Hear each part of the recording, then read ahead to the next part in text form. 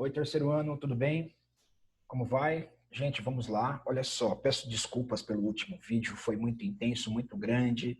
Eu preciso fazer mais curto, tá bom? Não vai dar muito para fazer 30, 20 minutos, não. Tem que tentar ser o mais breve possível, tá bom? Então, para isso, o que eu pensei? Vou fazer vídeos mais curtos e também eu vou abrir uma sala no Classroom. Então, nós temos o Classroom, onde você vai entrar para a gente trabalhar um pouquinho, tá tudo bem? Então, eu vou falar um pouquinho aqui, eu vou ministrar essa aula aqui para vocês rapidinho, vou falar sobre algumas coisas, depois nós vamos fazer as atividades lá na plataforma, né? Lá no Google Classroom. Tem terceiro A, terceiro B, terceiro C, procure a sua sala e entre ali, porque as atividades estão ali. Eu vou colocar hoje mesmo, assim que eu acabar de falar com vocês aqui, eu vou colocar a atividade lá, tá bom? Então vamos lá, pessoal, olha só, para a gente não demorar muito, né, não ficar cansativo. Olha aí. Você tem ideologias e regimes políticos, que é o tema que a gente fecha de uma vez por todas, né? Enfim, a gente aí conclui. Bom, então tem uma maneira clássica de dividir as formas de governo. Lá atrás, a gente sabe que a política grega ela dividiu em algumas formas, tudo bem? E aí o Aristóteles ele dividiu em três partes. Lembrando, muita coisa que é dita, muita coisa que é discutida sobre a filosofia grega se assemelha com o que temos hoje. Não é igual, tudo bem? As coisas não são relacionadas diretamente, certo? Alguns pontos você vai perceber que sim, outros não. Mas a maioria das coisas não são no mesmo âmbito, né? Elas não são ligadas com a política atual. A política atual ela merece um outro olhar, tá certo? São outras discussões. Então vamos lá. Bom, monarquia, aristocracia e democracia. As três maneiras principais lá atrás pela política clássica, né? Que é o governo do rei, o governo dos aristocratas, ou seja, indivíduos cultos e despreocupados com as questões econômicas. Havia, então, uma preocupação com as questões sociais, com as questões culturais, tá certo? As questões econômicas, de alguma maneira, elas não tinham a prioridade, né? Elas estavam fazendo parte da situação. Era uma realidade, mas não havia uma preocupação, por exemplo, como hoje, não é? Hoje tudo mudou, etc. E a democracia, que vem aí, né, da palavra, né, o poder ao povo, né, entendido como governo ou poder aí que está nas mãos das pessoas, na mão do povo. O povo é prioridade, a população é prioridade na democracia. Na democracia, a força está na população. Na democracia, quem tem o poder é o povo, né? O voto.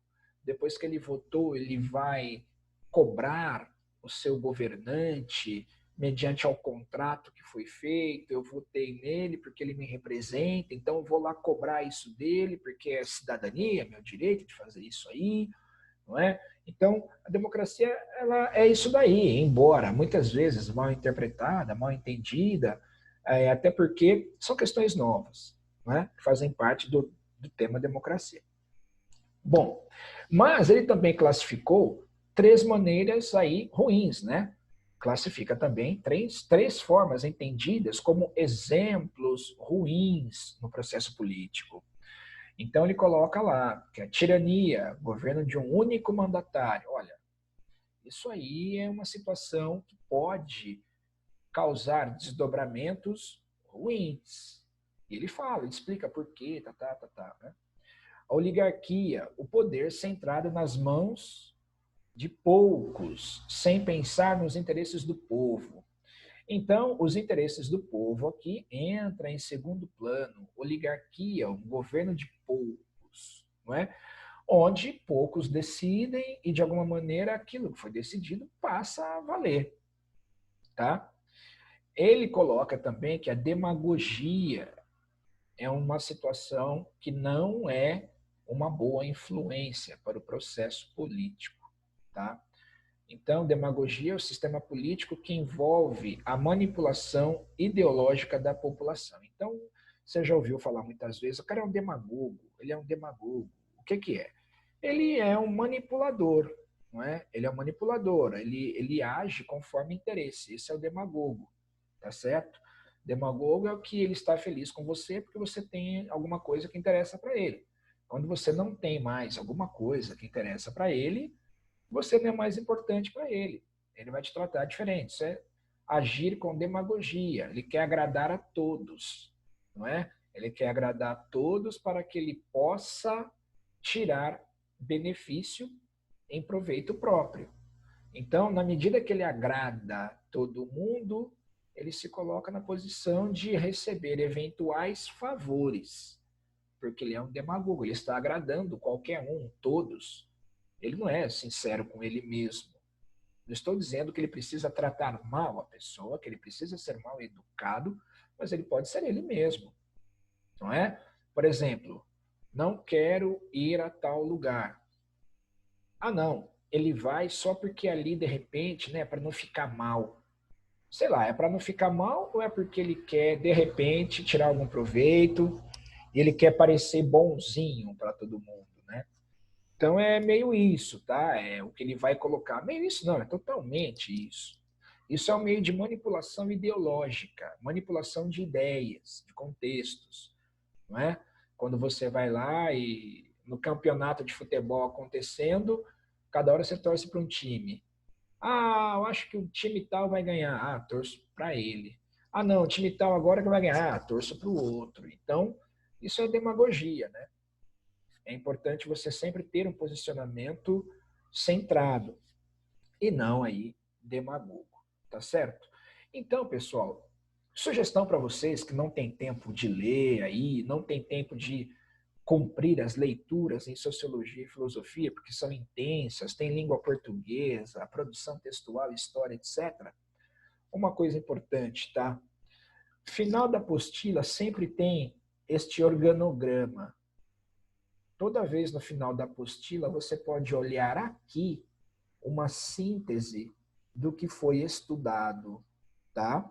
Nós estudamos a questão do liberalismo, o socialismo, anarquismo e nacionalismo, tá? O que vocês leram aí, né, foi isso aí. Pacto social, onde o Estado é limitado, dentro do liberalismo, o Estado liberal, você compra, vende, alimenta a política capitalista normalmente, tem a defesa dos direitos do indivíduo. Aí o socialismo, Estado controlando os meios de produção, os direitos, né, em defesa dos direitos coletivos, essa situação. O anarquismo, ele combate o Estado, busca liberdade e igualdade material. Ele libera, ele permite entender que você pode favorecer e trabalhar, buscar a questão individual ou no coletivo. Isso dentro do anarquismo, é o não governo, né? E nacionalismo aí também, né? Comunidade nacional, crítica ao individualismo, crítica à luta de classes, centralismo político. Então, esta situação de nacionalismo, ela fala de um sentimento de patriotismo exacerbado, onde ele vai fazer o quê? Críticas, não é?